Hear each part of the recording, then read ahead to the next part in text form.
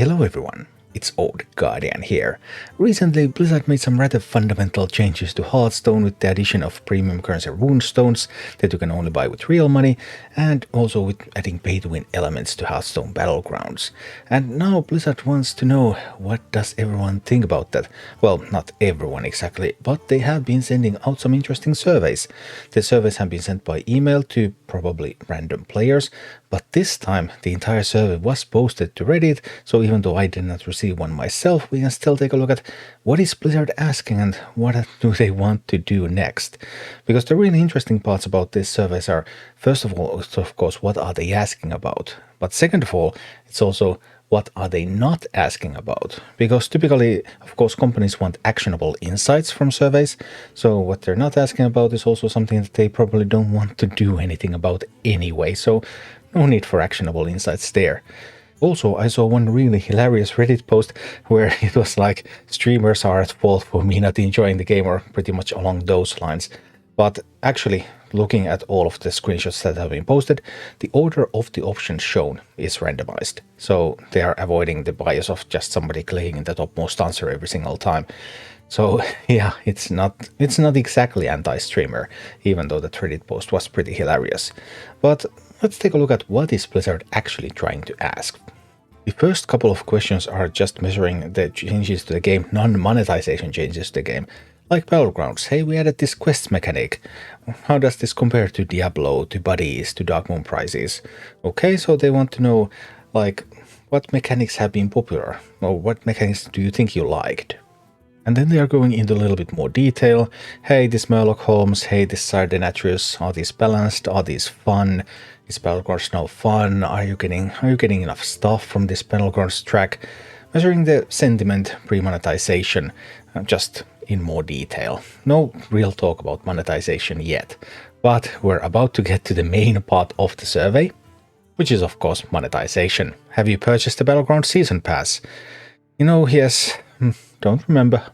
And once you have answered that, well, have you bought perks before? Like, did you buy perks before, but now you have stopped buying? Or did you not buy before, but now you started buying because we added these fancy cosmetics? And then the question that was pretty hilarious in that Reddit post, where I've heard bad things about it from streamers, was the topmost answer, but not in this part, so as you can see, it's randomized to prevent bias. You said you haven't purchased the Battlegrounds Season Pass yet. Which of the following best describe why you haven't? Why you haven't given me your money yet? I don't like the cosmetics. I don't like the changes made from perks, and that is the only part here that measures the pay-to-win aspect of Battlegrounds. And that is very confusingly worded, so, like, okay, you might say that, hey, they try to avoid bias. They don't want to say, hey, I didn't buy it because of pay-to-win. But they also worded it so confusingly that they really, really don't want people to pick that one. So, yeah, I'm not sure whether they're going to get unbiased answers from this one either. They're practically trying to influence it to bias the other way. Anyway, I heard bad things about it from forums. I heard bad things about it from streamers. Don't find enough value. Didn't even know there was one. Don't want to spend that much. Don't want to support you. Heard bad things about it from friends and family. So there is a very heavy emphasis here on communication strategy. Where have you heard bad things about us? Where? And then they carry on the future prospects of monetization. Okay, well, are you going to keep supporting us or not? And then they're trying to measure their monetized offering to see, okay, what exactly is important to you? Why did you buy this? And it would be interesting to hear the conversations within Blizzard if discovering 4 heroes turns out to be the top answer here by far. But yeah, well, you might want some skins or a strike or a board. Like, maybe. And this was a fun one, because this is really related to the pay-to-win thing without really saying that it is about pay-to-win thing. Because this is trying to measure, like, do you believe in pay-to-win? And if you believe that Battlegrounds is pay-to-win, how do you believe that it is pay-to-win? So that in the future we can try to craft messaging that is going to directly address this and try to deny this and try to convince you that, hey, that reason that you told us why it's pay-to-win, it's really not, really seriously. And then we're back to evaluating the various options they have for monetizing Battlegrounds. They already kind of asked this question when they ask you to rank all the things that are in the Battle Pass, because this stuff is pretty much in the Battle Pass. But now instead of ranked choice, they want you to evaluate each of them individually. And this also acts as a control question, so they can see, okay, are these two answers in line with each other? And also gives you them a little bit more granularity, a little bit deeper insight into what exactly do you find attractive and how attractive do you find them. And then Runestones, the premium currency. Do you feel like you understand why we did this?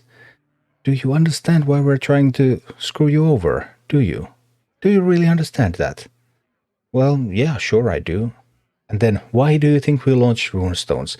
This is a pretty funny one, because this offers like the Blizzard arguments, then the plain reason that everyone knows they launched it for, and then an option to give them freeform feedback. So they're really measuring here their communications. Have we been successful in making people believe that these are the reasons that we launched Runestones for? And if we haven't been successful in that, then how have we failed? And then, okay, well, have you bought Runestones? No, I haven't. But why? Why did you not buy our fancy new Runestones? And again, most emphasis in communications. Friends and family said they're bad. Forums and articles said they're bad. Streamers and content creators said they're bad. I just don't understand them. I couldn't buy them because I'm stupid. Well, yeah. And this is a fun one. Outside of playing Battlegrounds, which of the following ways do you engage with Battlegrounds content? Watch Twitch streams, visit the Hearthstone Battlegrounds subreddit, watch YouTube videos, follow community social media accounts, other or none of the above. So now they're being able to segment your opinions. Okay, so people who get information from this channel are feeling like this, people who get information from that channel feel like this, and they're starting to work on their communication strategy here. Okay, where do we want to influence people? What is the message that we want to tell them? How can we make them think that all of this stuff is good and give us their money? And this one is a funny one as well. Which of the following best describes the tone of conversation you've heard about Battlegrounds recently? And now that they already know where you're getting your Battlegrounds news from, now they know how do you feel that that conversation has been like. So they can also do analysis, sentiment analysis by channel. Then they're also trying to measure, okay, well, did these channels actually influence you or not? Like, are you actually giving us money because of these channels or not giving us money because of these channels? So would it be worth for us to spend something on these channels to make you change your mind? And then the old classic Net Promoter Score, NPS, very, very commonly used since the early 2000s. And, well, academically dubious maybe, not necessarily very useful, but it's a fun score that you can compare between industries, between companies in the same industry, and you can make like fancy trend charts which are really, really sweet to show in like board meetings and so on, because they're very simple to understand. Bit more open questions at the end. This can be segmented based on the NPS score, and then they can mine this data to get various more details on the sentiments of various Net Promoter Scores. They also want to do some more qualitative analysis with one-on-one conversations. Okay, if you're volunteering for that or not. And that was it. That was the survey. So really the backbone of this survey is that Net Promoter Score. That gives them an idea of your general feeling for the game. And then from there, they can do various segmentation. They can drill into news sources. If you're getting your news from here, how likely are you to be happy with the game?